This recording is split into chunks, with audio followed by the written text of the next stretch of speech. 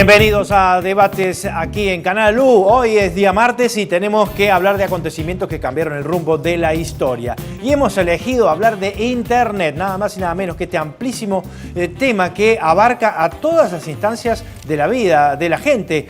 Lo que hacemos diariamente, las historias que se van generando, las profesiones. ¿Quién no tiene alguna experiencia con Internet hoy por hoy? Difundida en todo el globo, es realmente uno de los inventos que ha revolucionado la vida de la gente. Quédese, estamos aquí en Debates U hablando del surgimiento y el efecto que hay sobre nuestra vida a partir de la Internet.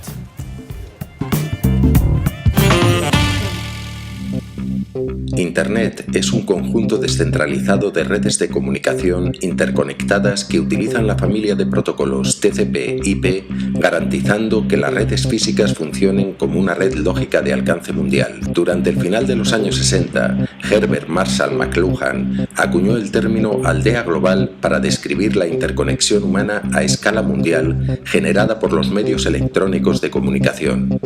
Esta fue quizás una de las primeras premoniciones de lo que más tarde sería Internet. Muy bien, y aquí estamos entonces para hablar sobre Internet. Claro, decíamos, tema amplísimo, tiene que ver con muchísimas acciones que efectuamos diariamente y nos encanta poder bucear sobre el mismo y volvernos atrás en el tiempo y comparar cómo era la vida sin Internet y la vida con Internet. Aquellas cosas que quizás los millennials, los jóvenes que nacieron en la era digital, no podrían comprender y que solamente lo encuentran en los libros de historia. Patricio del Boca, a mi lado, presidente de Open Data Córdoba, ingeniero en sistemas. ¿Cómo te va? Muy bien, muy bien, muy bien. ¿Vos? Muy bien, acá estamos encantados de tenerlos. También Nicolás Wolovic, doctor en Ciencias de la Computación y también integrante del FAMA. Bienvenido. Claudia Ardini, doctora en Comunicación, exdirectora de Ciencias de la Información. Hola Claudia, doctora en Comunicación también. ¿Qué tal? ¿Cómo va, Hernán? Un gusto. Un gusto. Bueno, claro, decíamos, Internet es amplísimo. Claro, se ha hecho amplísimo. De ser un invento que sorprendía y que nos sonaba medio raro, con el tiempo pasa a ser parte de toda nuestra vida, ¿no? Sí, la verdad, yo creo que Internet ha sido una de las tecnologías que más ha revolucionado el mundo. Y yo creo que no nos damos tiempo a reflexionar sobre realmente el cambio que tuvo Internet en la vida. Porque Internet fue como la base que permitió las revoluciones tecnológicas que vienen por detrás. Hoy en día se habla, por ejemplo, no sé, muchísimo del Big Data y cosas por el estilo, inteligencia artificial, pero esas tecnologías crecen y nacen gracias a que Internet permitió generar muchísima cantidad de datos. Entonces yo creo que Internet no solamente revolucionó nuestra forma de comunicación, nuestra forma de interaccionar con las personas, sino que además fue la base fundamental para las revoluciones tecnológicas que vinieron después. A mí me gusta pensar en esto que usualmente la ciencia ficción predice lo que va a pasar, y Internet nadie lo predijo. Y es muy interesante porque es el real cambio. Nadie tiene autos voladores, no vivimos en otros planetas, pero sí tenemos algo que nadie se había imaginado y que es tan revolucionario como todo eso. En una parte es increíble. No llegamos a ser la familia Sónico como los dibujitos animados, pero estamos cerca.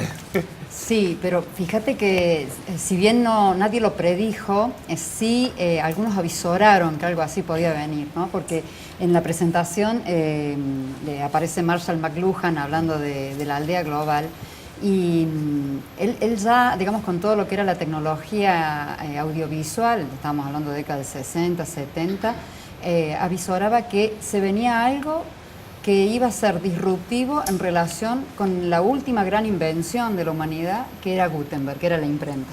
Y me parece que allí, digamos, está como esta dimensión de lo que significa Internet, ¿no? O sea, después de la imprenta, Internet, y algunos señalan más específicamente, Google es la invención más disruptiva, como, digamos, una transformación de orden civilizatorio en todo caso, ¿no? para el mundo. Entonces, no hubo quien lo pudiera avisorar en la dimensión que ha alcanzado, pero creo que algunos intuyeron que podía venir ¿no? que venía un cambio profundo. Avancemos un poquito más en nuestro informe y seguimos conversando. ¿Vale?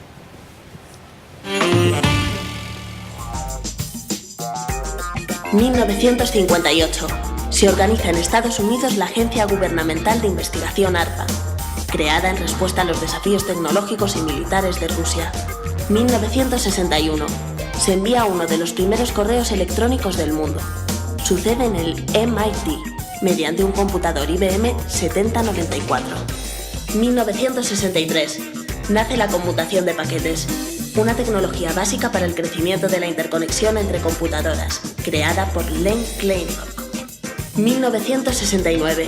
El Departamento de Defensa de Estados Unidos inicia el sistema ARPANET, la primera red científica y académica del mundo, el embrión de Internet.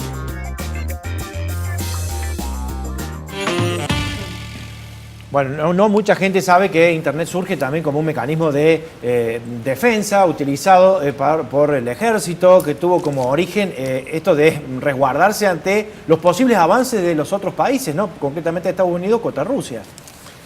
Sí, una pequeña paradoja, porque muchas veces pasa que se hacen avances científicos que después los militares utilizan para sus fines, y esto fue como al revés, ¿no? Los militares inventaron algo que después terminó siendo algo completamente revolucionario para lo no militar, por decirlo así. Sí, los primeros equipamientos de ARPANET, como decía ahí en 1969, eran unos gabinetes que eran antibombas, básicamente. O sea, era un equipamiento donde su construcción física y su construcción lógica estaban preparadas para trabajar en entornos bélicos, básicamente. Si uno ahora estudia los protocolos de comunicación pensando en eso, uno se da cuenta por qué los eligieron así. Había que el sistema debía seguir comunicándose a pesar de que destruyeran nodos, a pesar de que las cosas funcionaran muy mal. Hay una resiliencia muy fuerte en la forma, en la lógica, en los protocolos que se utilizan. Sí, y creo que de todas maneras impensados los derroteros que iba a tomar Internet en términos de configuración de nuevos espacios de poder también, ¿no? Digamos, en esa disputa inicial, ¿no? Que se planteó que finalmente, bueno, la Guerra Fría se mantuvo en Guerra Fría, digamos, ¿no? Después se calentó en otros lugares, lamentablemente siempre así, pero sí la incidencia que luego tuvo Internet no pensada, digamos, inicialmente, ¿no? Sí, uno hubiera pensado que quizás en un principio era un proyecto secreto, algo oculto, que, bueno, después más adelante se divide entonces lo que tiene que ver con la red militar y la red para uso civil, y esto después explotó en todo el mundo, ¿no? Bueno, la verdad es que nos apasiona esto. Vamos a ir recorriendo más de los informes que tenemos, porque vamos viendo los hitos. Por ejemplo, vimos recién el primer correo electrónico que se mandó, y uno dice, ¿cómo? Y sí, en un momento un correo electrónico era algo impensado y algo difícil de lograr. Sin embargo, hubo que hacer un gran desarrollo para poder obtener algo que hoy por hoy ya casi queda obsoleto. Nos vemos. 1972. Se populariza el uso del correo electrónico. En este mismo año se realiza la primera demostración pública de ARPANET. 1974. Vint Cerf y Robert Kahn crean el protocolo TCP/IP. ARPANET se divide y las funciones militares de ARPANET pasan a MINNET. Se van añadiendo a ARPANET miles de nuevos ordenadores. 1986. La National Science Foundation, NSF, de Estados Unidos, crea el desarrollo de la NSFNet, que será el sustituto de ARPANET. 1987. El número de hosts en Internet supera ya los 10.000. Paul Moka-Petris crea el DNS, un sistema de nombres para los dominios de Internet. 1 de noviembre de 1988. Internet es infectada por un virus de tipo gusano que ocupa el 10% de la red. Se crea la CERT. Hay 100.000 hosts en la red. 1989. Internet crece de forma descomunal. Hay 50.000 redes, 4 millones de sistemas, 70 millones de usuarios. Internet comienza a tener un uso comercial. 1990. ARPANET deja de existir. Bueno, ¿cómo ha ido mutando la red, ¿no? De la red a ARPANET, la división de lo que es militar y lo que es de uso civil, la introducción de Internet o de las redes en la parte comercial de la vida de la gente, ¿no? Sobre todo haciendo foco en Estados Unidos primero. Sí, siempre cuando se habla de tecnología se habla de este crecimiento exponencial que hay en la tecnología. Yo creo que ese es uno de los grandes debates que ha dado la tecnología a nivel mundial, de las brechas que empieza a generar digitalmente y cómo empieza a separar las generaciones la tecnología. Yo creo que Internet ha logrado generar una brecha intelectual y social muy grande y que se va a empezar a dar cada vez más, ¿no? A medida que yo creo que Internet fue la primera punta de esa brecha digital, pero a medida que empiezan a crecer las tecnologías, nuevas tecnologías van a seguir generando estas brechas digitales. No sé, uno piensa que quizás cuando nosotros seamos grandes van a existir, como hoy existen generaciones digitales y analógicas, quizás cuando yo sea abuelo exista la generación digital, la generación de realidad aumentada y la generación de realidad virtual, como 3 generaciones tecnológicas distintas. Yo creo que esa explosión que hubo de Internet empieza a marcar que la tecnología invade a la sociedad, empieza a crecer exponencialmente y quizás el ritmo le cuesta a la sociedad adaptarse a esos ritmos y esos cambios. Y Nicolás, esto uno cuando se pone a estudiarlo empieza a ver cómo afecta también a la gente en su modo de pensar, de estudiar, de crecer en el marco de la sociedad. Hoy, una persona que no tiene nada que tenga que ver con Internet, le sería muy difícil, ¿no? Sí. Es muy interesante cómo Internet llega a la Argentina en 1988 aproximadamente, si no me falla la memoria, llega a UBA primero. Y está muy bueno cómo llega. Digo, había una necesidad por parte había un grupo de gente que estaba estudiando, que conocía la red, que quería conectarse, pero la red llega porque cae a Argentina un investigador a tomar su sabático, un investigador en computación, y él quería usar el correo electrónico. O sea, era su necesidad por seguir utilizando esa herramienta tan poderosa. Y acá no estaba. Y acá no estaba, entonces le dio impulso a estos chicos y crean el primer nodo de Internet de Argentina. Y en Córdoba la situación es más o menos similar. El primer correo electrónico y la transmisión estuvo más o menos en 1989 y también surgió a partir de investigadores que tenían mucha conexión con el exterior y necesitaban una forma ágil de intercambiar mensajes para colaborar mejor y para realizar un mejor trabajo científico. El correo electrónico y las diferentes formas de comunicación fueron alterando la sociedad también, ¿no? Porque si uno se pone a analizar cómo la gente ahora interactúa, cómo se resuelven los problemas sociales, las discusiones sociales. Hoy que vivimos, por ejemplo, una gran discusión política, económica, las discusiones que se dan a través de Internet son muchísimo más ricas que las discusiones que se dan persona a persona, ¿no? Sí, y fíjate que es interesante esto que estás planteando porque en la misma línea que planteaba Patricio, no alcanzamos a tomar, digamos, dimensión de la trascendencia que tiene una tecnología, ¿no?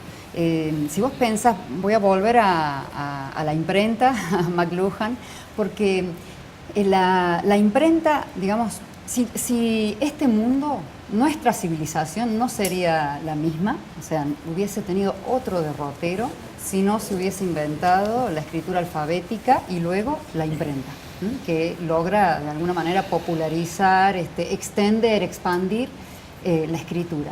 La lógica de la escritura fue fundacional para todo. La escuela no existiría si no hubiese existido la escritura y el libro, o sea, la imprenta. ¿Cómo nos imaginamos el mundo sin escuelas? Imposible pensarlo, ¿no? O sea, fue una tecnología disruptiva. Yo creo que hoy, digamos, si miramos Internet, hay que poder mirarla en esa dimensión, que involucra, como decís, todos los espacios de nuestra vida, todas las actividades, pero no porque simplemente sea una tecnología que innova, sino porque está siendo una tecnología, digamos, disruptiva, precisamente que nos conforma, o sea, dice de qué modo vamos a actuar. No es simplemente, digamos, que usamos la tecnología, es performativa. Entonces, en ese punto me parece que tiene este carácter que algunos autores llaman civilizatorio, porque está determinando hacia dónde va la humanidad. Guía nuestras acciones. Totalmente. Es como un nuevo Dios, ¿no? Hay canciones incluso que hablan de esto, hay un nuevo Dios, el Dios digital, ¿no? ¿Qué dirán los religiosos? No es solamente un Dios digital, perdón, ¿no? Pero es porque van a convivir mucho tiempo. Yo creo que es esto, van a convivir. No es que tantas veces hemos escuchado, se ha decretado la muerte del libro, la televisión va a matar al cine, Internet mata a la televisión. Bueno, hemos asistido a muchos funerales que finalmente todavía, digamos, los muertos no están tan muertos, están ahí vivos. Sí. Y me parece que esto es lo que logra Internet.